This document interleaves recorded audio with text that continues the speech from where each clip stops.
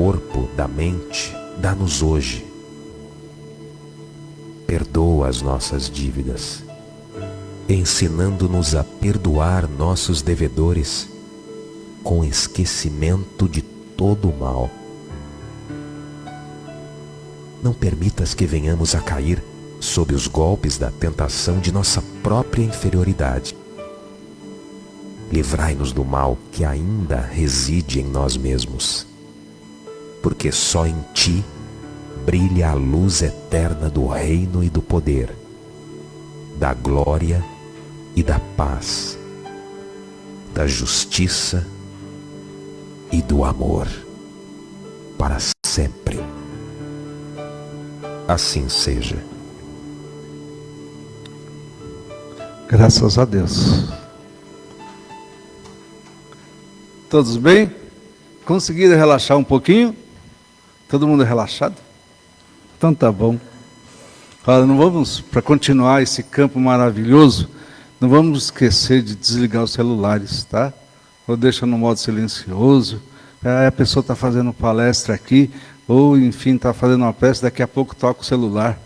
Aí vai ver é Jesus, é Bezerra, é tantos outros, né? Então, desliga, eles não vão ligar agora não. Desliguem os celulares ou deixem no silencioso para realmente não atrapalhar o andamento, né? Nós temos aos sábados nossa evangelização infanto-juvenil. O dirigente, o coordenador está aqui, Gilberto. Gilberto, fala dos produtos de higiene, por favor.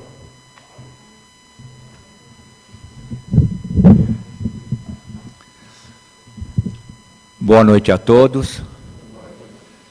Como o Davi falou, eu faço parte da equipe da evangelização infanto-juvenil dos sábados, que trabalha com as crianças das famílias assistidas. E desde quando voltou a pandemia, né, estava tudo muito difícil, tudo muito complicado, nós resolvemos fazer para essas famílias o kit de higiene. Porque, na verdade, a maioria dessas famílias, elas trabalham basicamente com bicos, né? O esposo, a esposa, às vezes faz um bico ali, um bico aqui, e todo o dinheiro que eles arrecadam vai direcionado para a comida, que é o item principal. E muitas vezes deixavam a higiene um pouco de lado. Então, o que nós resolvemos? Fazer um kit de higiene, onde nós damos todo mês um sabonete, pasta de dente, escova de dente. A escova de dente mais ou menos a cada 2, 3 meses, porque ela dura um pouco mais. E um shampoo de 1 litro, né? Para que essas famílias pudessem se manter e ter a sua higiene e não se preocupar com ela, né? Então, vocês até muitas vezes veem aí nos quadros aquela parte daquela mão, lavando as mãos e embaixo. Só que esse vídeo ele atende mais ou menos até a metade. Da metade para trás, muitas vezes as pessoas não veem. Então, se vocês puderem nos ajudar com esses kits, pode ser em espécie, né, trazendo os próprios itens e deixando ali na livraria, ou fazendo uma doação lá na livraria mesmo, direcionado ao kit de higiene, evangelização kit de higiene, que o Paz e Amor disponibilizou uma conta para nós dentro do Paz e Amor, e todos os valores arrecadados são direcionados à compra. Eu agradeço, e quem quiser visitar a nossa evangelização dos sábados é das 7h30 às 11h30. Tá bom? Sejam bem-vindos.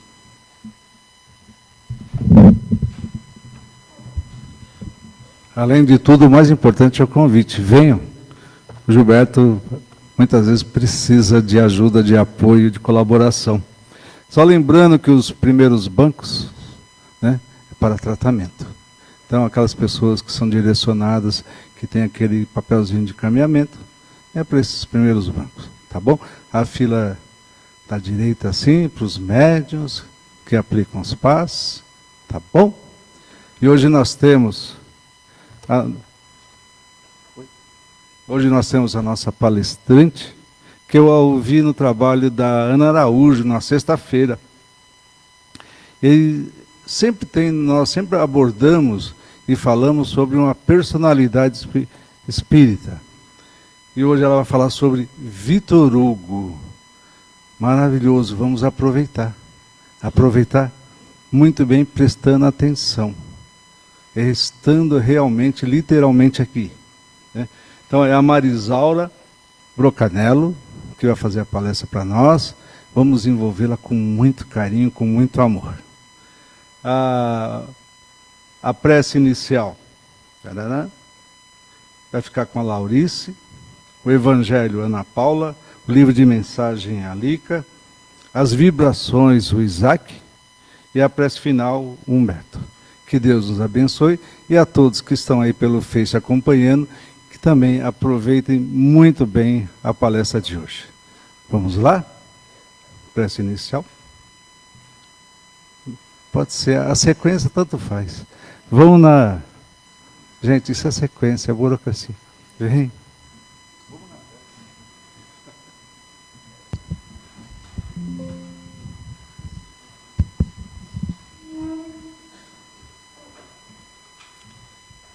Então, assim, vamos elevando o nosso pensamento a Deus, a Jesus, agradecendo por mais essa oportunidade de aqui estarmos, agradecendo a toda essa espiritualidade amiga que já preparou essa sala com tanto carinho para nos receber, tornando-a aconchegante, receptiva, calorosa, todos aqui que adentram. Envolva-nos, Senhor, também, para nos tornarmos receptiva à palestra de hoje. Assim pedimos também que a palavra da nossa irmã que preparou essa palestra de hoje, que possa cair fundo em nossos corações, abrindo as nossas mentes, Senhor, tornando-nos receptiva a todas essas palavras. Envolva a nossa irmã com todo carinho e que a espiritualidade amiga possa conduzir também as suas palavras. Sê conosco, Senhor, hoje, agora e sempre, e com a graça de Deus. Que assim seja.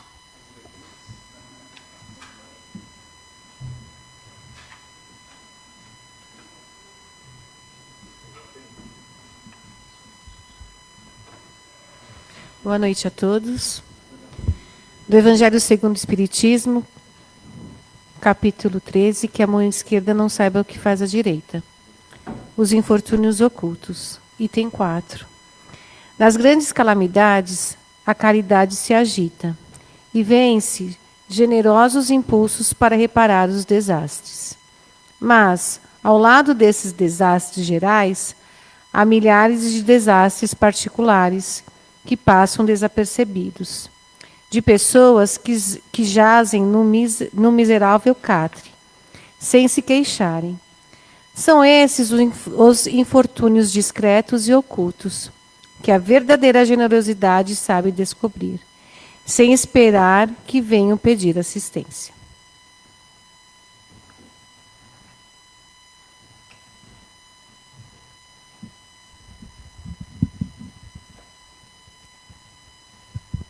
Boa noite a todos.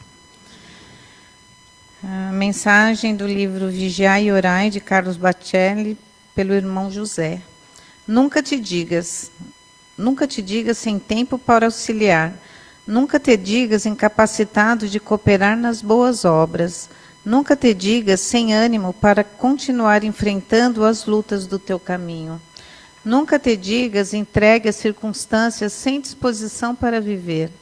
Nunca te digas fracassado na convivência com os familiares de temperamento difícil. Nunca te digas desacreditado das pessoas, mesmo quando tenhas sofrido ingratidões. Nunca te digas sem amparo dos amigos que te assistem do mais alto. Nunca te digas inflexível em tuas opiniões. Nunca te digas vítimas de acontecimentos que, na maioria das vezes, desencadeaste. Nunca te digas sem Deus.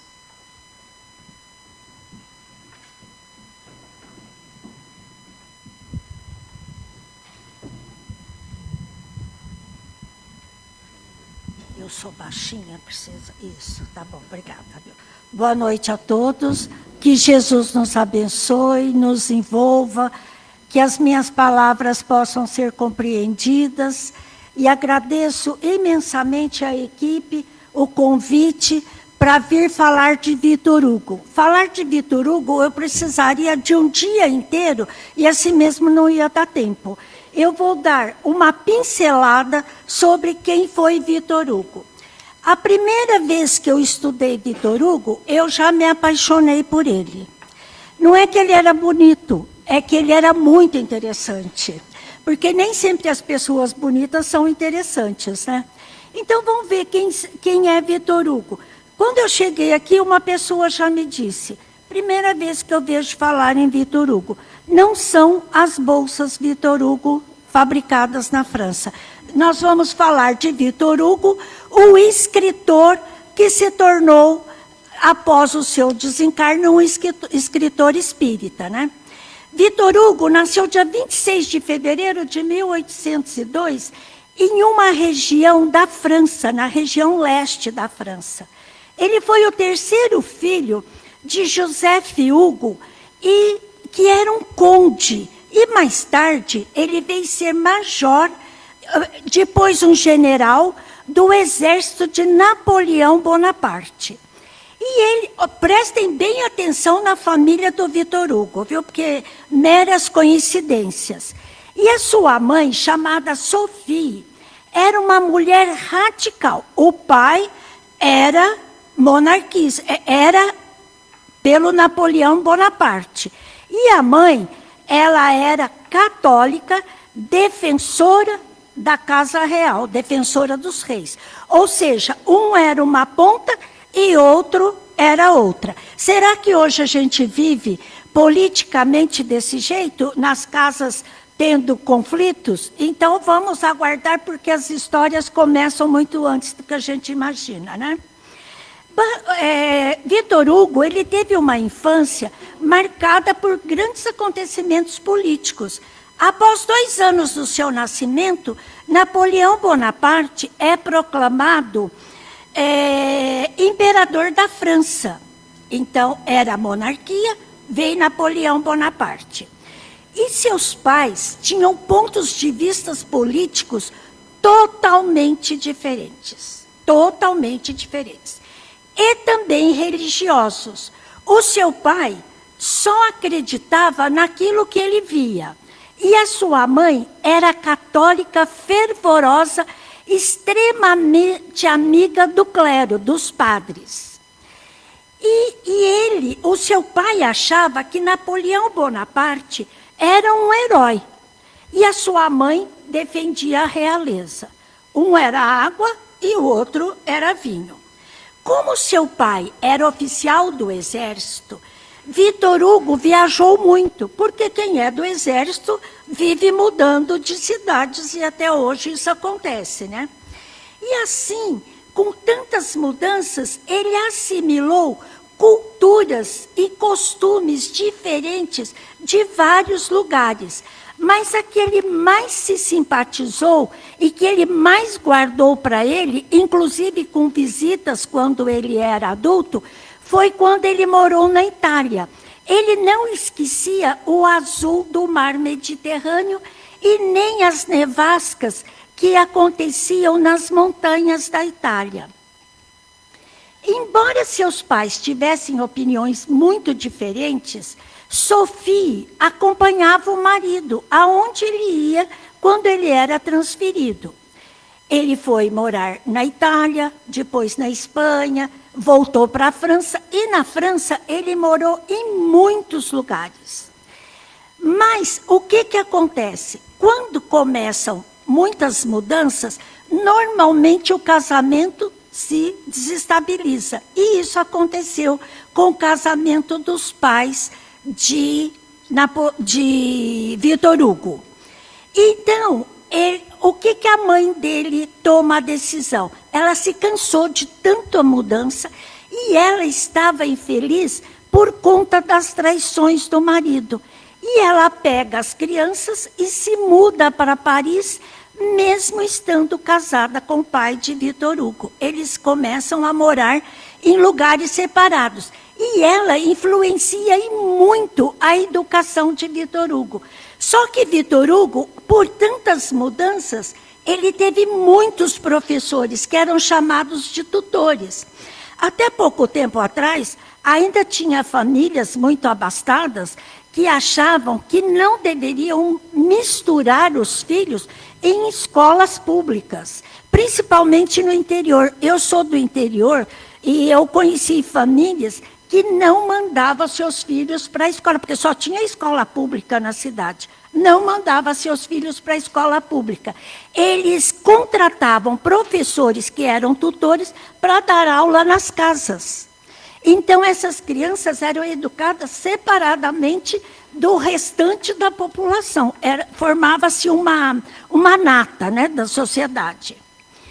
E foi mais tarde, e com essas mudanças, Vitor Hugo, ele passou a ter muitas influências. Ele falava espanhol, ele falava italiano, ele falava francês. Ele começou a ter conhecimento de muitas culturas, e isso influenciou muito para ele. E ele foi considerado um menino precoce, porque como ele falava várias línguas, teve vários professores, ele se tornou menino precoce. E ele, desde pequeno, gostou de escrever. E aos 15 anos ele se torna escritor.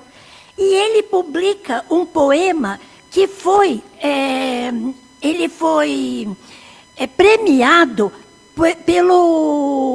pelo clero e também por toda a monarquia e por todo o governo de Napoleão. E ele fica muito entusiasmado com aquilo. E ele começa a escrever, ele começa a ter uma produção literária. Só que Napoleão, ele casou-se... Gente, eu estou com Napoleão hoje na cabeça, viu? Vitor Hugo casou-se muito cedo com a sua amiga de infância, Adele. Só que ele não sabia que seu irmão também era apaixonado por ela. Quando ele se casa com Adele, o seu irmão se torna tão desequilibrado que ele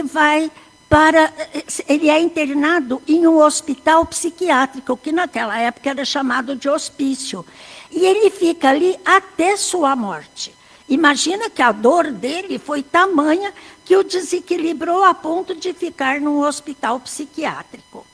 Um ano após o casamento de Vitor Hugo com Adele, ele tem um filho. E esse filho vive somente 1 ano e pouco. E ele vem a falecer.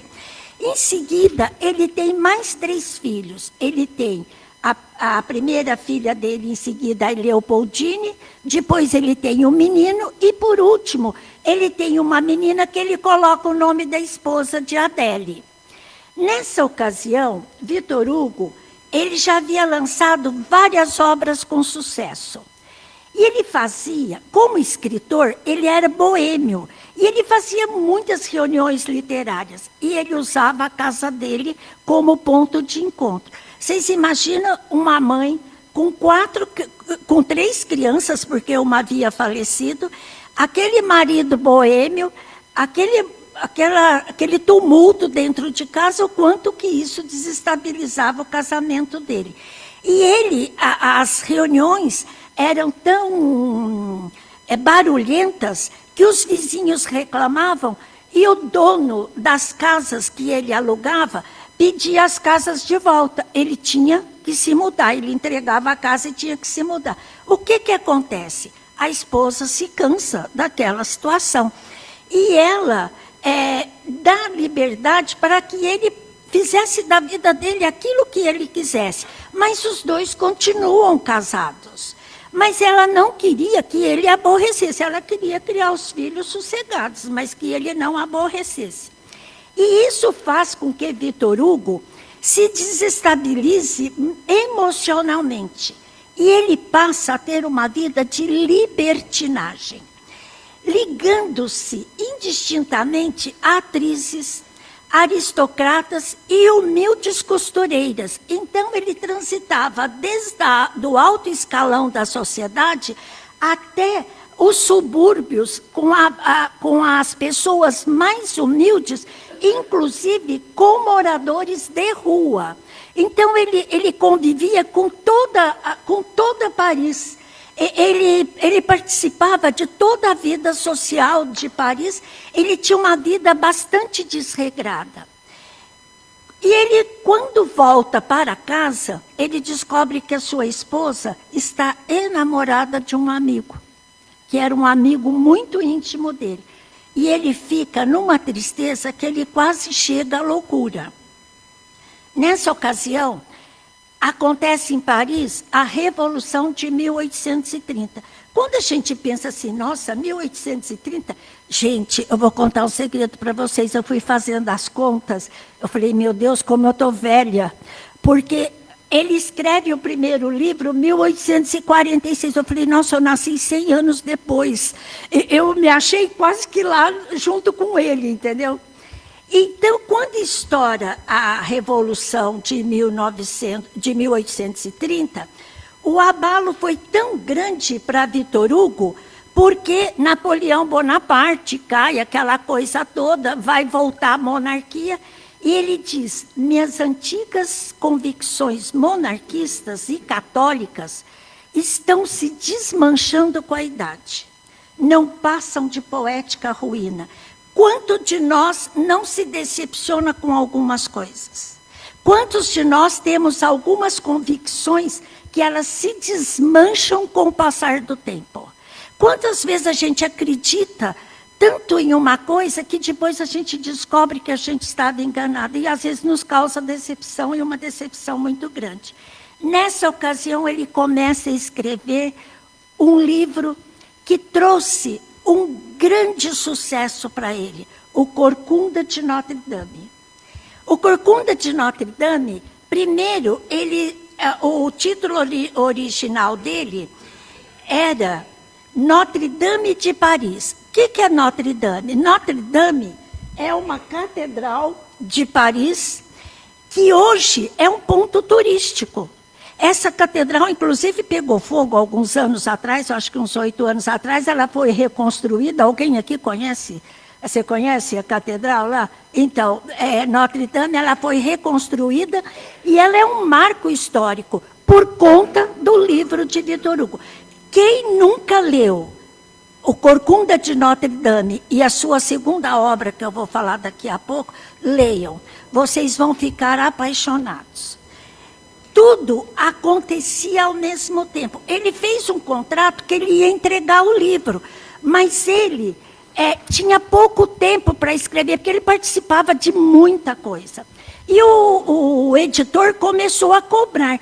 Ele entrega o livro, só que quando ele vai entregar o livro, ele era tão distraído que ele perdeu os 3 últimos capítulos. Mas ele entregou a si mesmo e foi publicado. E teve um grande sucesso. Só que na segunda edição ele junta os 3 capítulos finais, que são os 3 capítulos atuais. O imenso sucesso de Victor Hugo, dessa obra literária, ele sofreu muitas críticas. Por quê? Porque ele trata, neste livro, ele alfineta toda a sociedade francesa. O que conta esse livro? Ele se projeta literalmente no personagem do livro, porque ele se considerava feio. Então ele conta a história de um homem com deformações físicas, que é rejeitado, a rejeição que ele teve da esposa, e é maltratado pelo mundo devido à sua aparência. Mas possui um coração bondoso e se apaixona platonicamente por Esmeralda, uma jovem cigana de beleza cativante. Gente, é lindo o livro, é maravilhoso. O amor dele, ele é um corcunda, por isso que é chamado Corcunda de Notre Dame. Ali tem uma pessoa sacudindo a cabeça, que eu já sei que já leu o livro. é o corcunda, ele é feio e ele se apaixona platonicamente, só que são 3 homens apaixonados pela mesma mulher. 3 homens. Então, Esmeralda, essa jovem cigana de beleza cativante, é o centro das atenções de 3 homens, o que o leva a cometer atos cruéis e injustos. Ele tinha vontade de matar aquele amigo que se tornou o amante da mulher dele, mas ele não tinha coragem. E a Catedral de Notre-Dame passa a ser um ponto turístico de Paris. O monarquista que ele era, que ele foi criado para reverenciar os reis, ultraconservador e católico da juventude, a exemplo de sua mãe, espelhando-se ainda em outro escritor, evoluiu até se tornar, na idade madura e na velhice, o símbolo vivo de um republicano anticlerical. O que é anticlerical? Contra os padres, contra a Igreja Católica. Ele foi exilado por conta das suas opiniões várias vezes. Inclusive, ele morou na ilha de Capri 15 anos. E ali ele viveu com sua amante, mas a família morava também na ilha de Capri e eles conviviam todos bem. Cada um na sua casa e conviviam todos bem.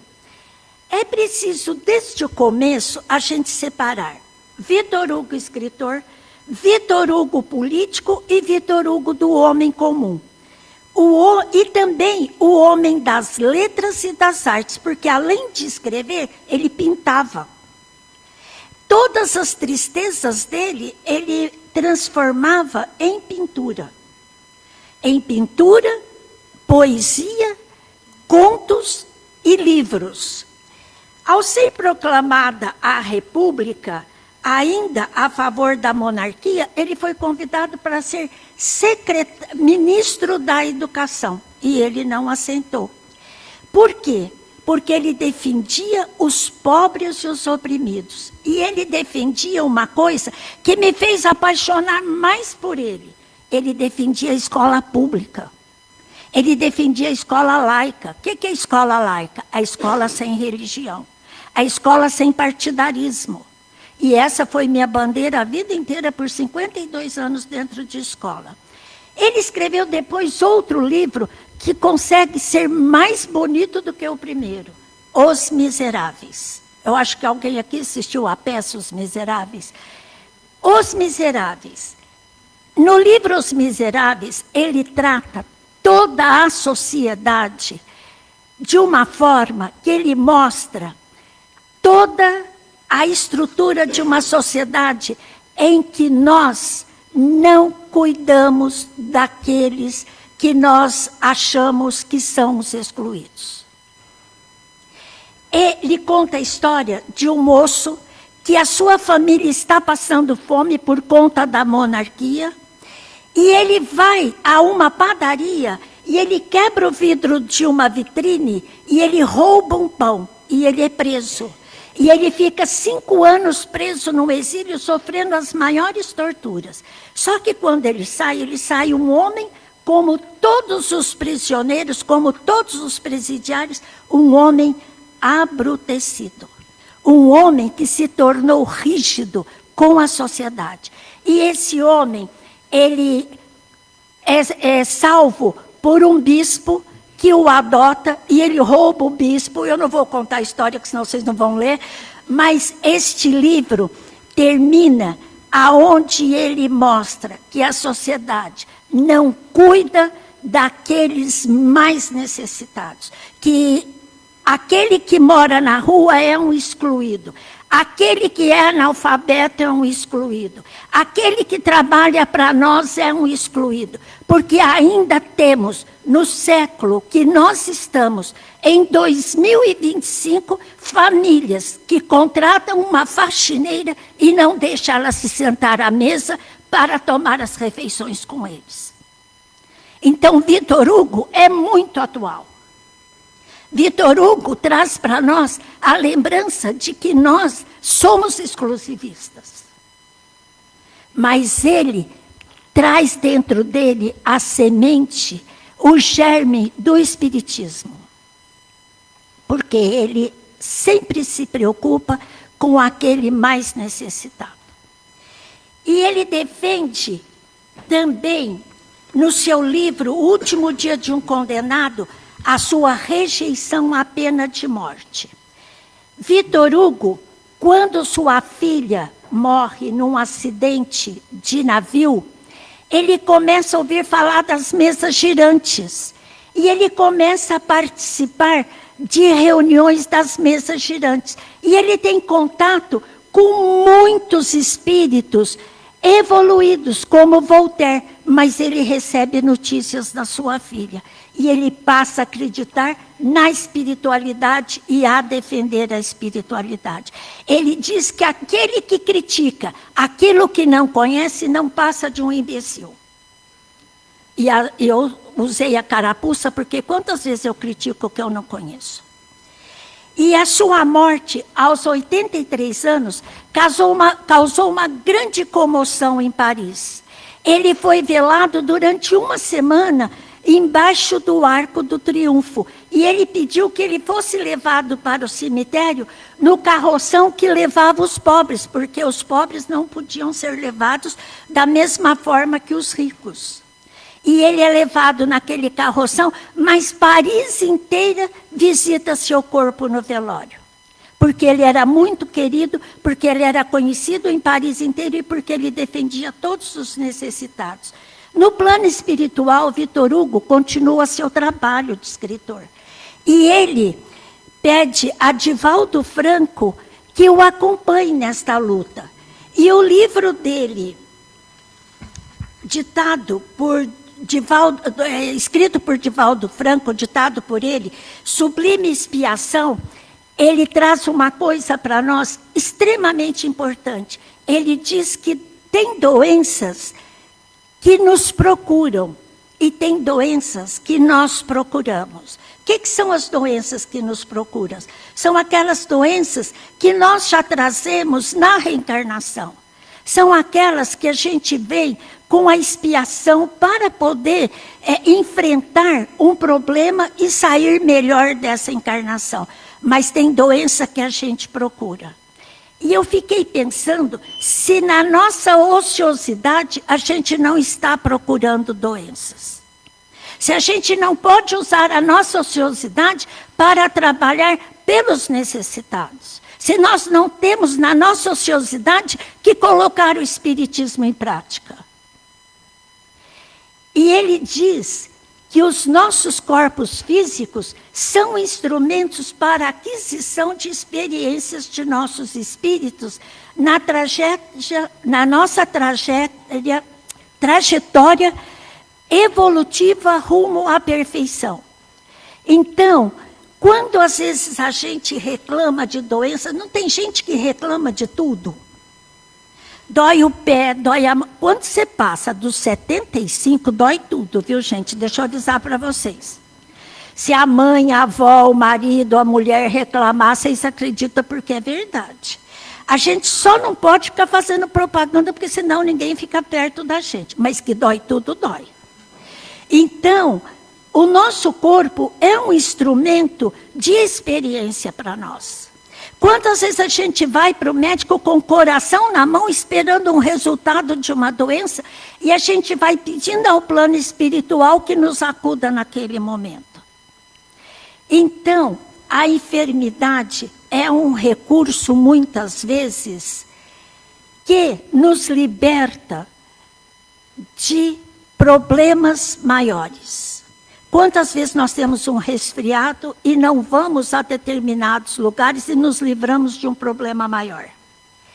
Então, Victor Hugo, ele volta ao nosso convívio através da psicografia. E ele tem 5 livros psicografados por Divaldo Franco. Eu convido a todos a ler pelo menos um psicografado por Divaldo. Esse Sublime Expiação, ele conta a história de um leprosário, como era chamado, aonde a lepra ainda é uma doença que traz um estigma para aquele que tem de uma forma absurdamente anormal. Vitor Hugo é para nós, além de um escritor, um espírito de luz, de paz, que não se conformou em ser apenas um ser humano vivendo uma época, mas ele quis fazer toda a diferença. Vamos procurar nos exemplificar com esses espíritos de luz? Que Jesus nos abençoe, nos envolva e nos proteja hoje e sempre.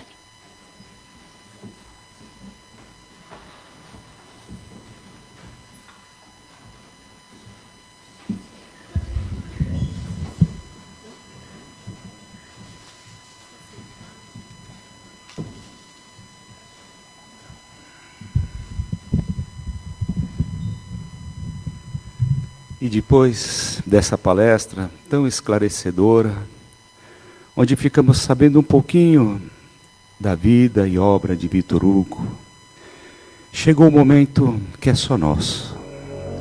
Então, vamos aproveitá-lo. Vamos fechando os nossos olhos, buscando uma posição confortável sobre os assentos, soltando os nossos ombros e elevando os nossos pensamentos até o mais alto. Enquanto isso, os médiuns que se prepararam com muita responsabilidade já começam essa doação de amor junto com a espiritualidade maior. E todos nós, elevando os nossos pensamentos até Jesus, entrando em sintonia com toda essa espiritualidade que nos envolve, desde que aqui adentramos, vamos sentindo estas bênçãos que caem do mais alto, aonde se desprende do teto desse salão, pétalas brancas, pétalas de rosas, que se desmancham ao cair sobre as nossas cabeças.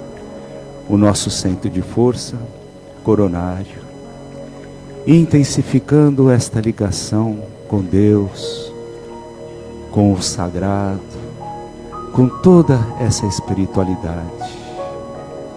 Que essa ligação da espiritualidade conosco possa ser intensamente aproveitada por nós em todos os instantes.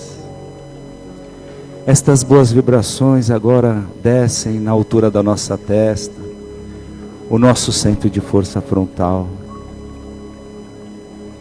responsável pelos nossos pensamentos também. Que os nossos pensamentos possam ser sempre edificantes, levando-nos aos bons caminhos.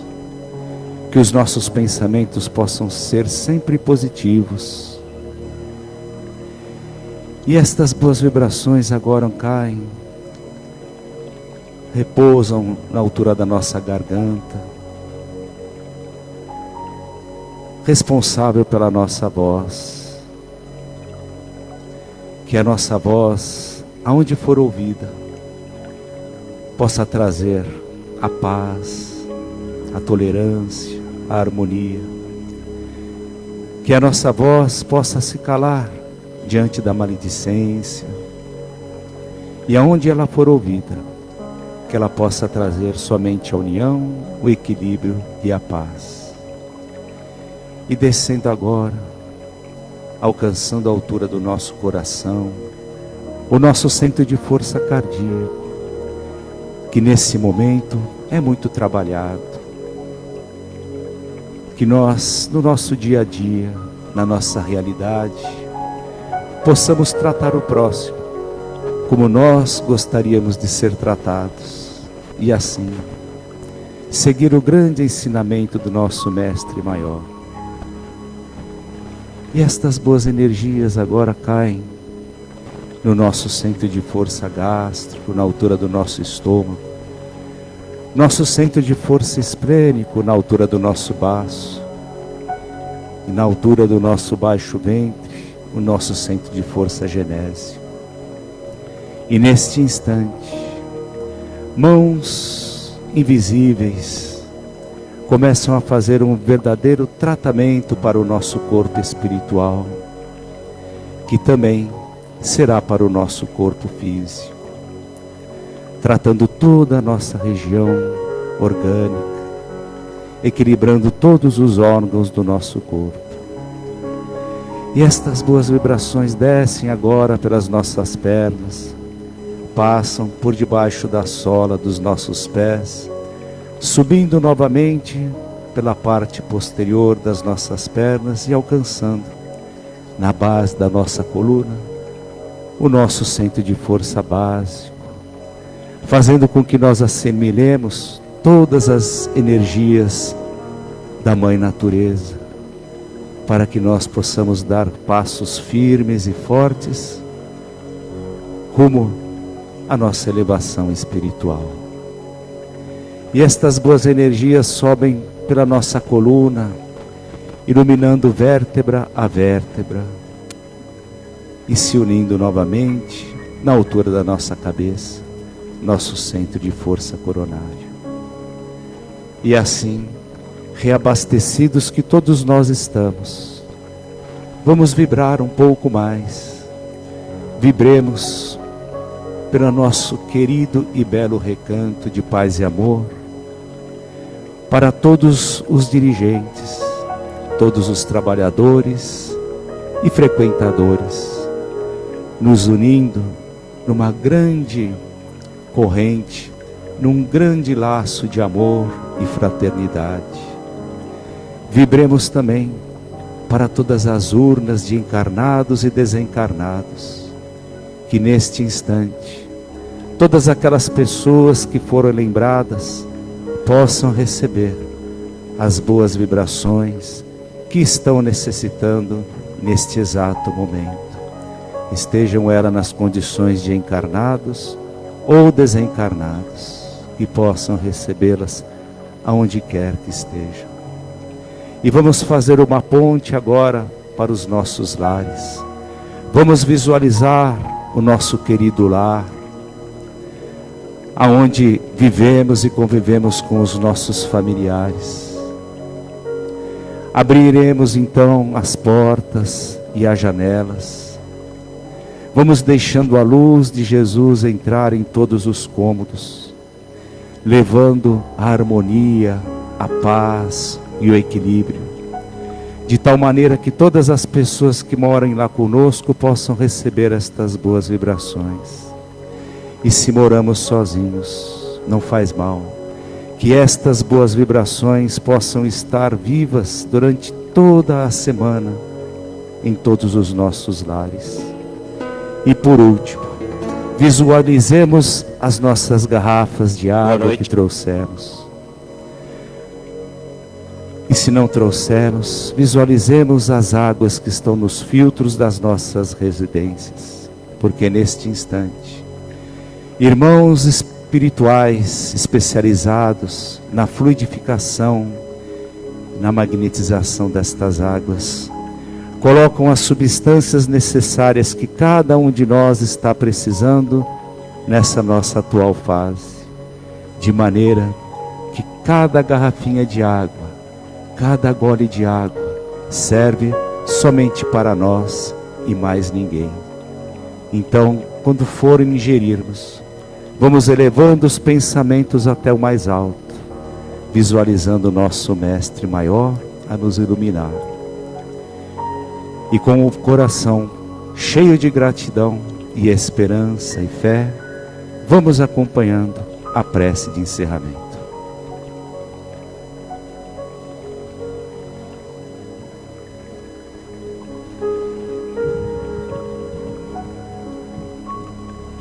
E assim, nesse instante, vamos continuando com os olhos fechados, com os nossos corações asserenados, e vamos com os nossos pensamentos mentalizar a imagem de Jesus. Que Jesus esteja presente nessa imagem, com muita luz e de braços abertos diante de cada um de nós. E vamos agradecer a Ele, Senhor Jesus.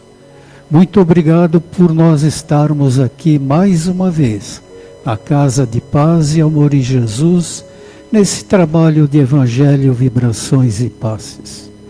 Que com todos esses ensinamentos, Senhor Jesus, que com todas essas energias que aqui obtivemos e colocamos em nossos corações, possamos sair daqui muito melhores do que quando chegamos e que possamos no nosso dia a dia tê-lo em nossos corações e aplicar o seu Evangelho em todos os momentos de nossas vidas.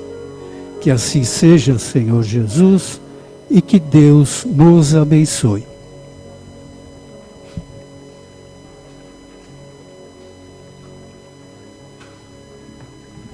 Uma boa noite a todos e até a próxima semana, pessoal. Bom descanso a todos.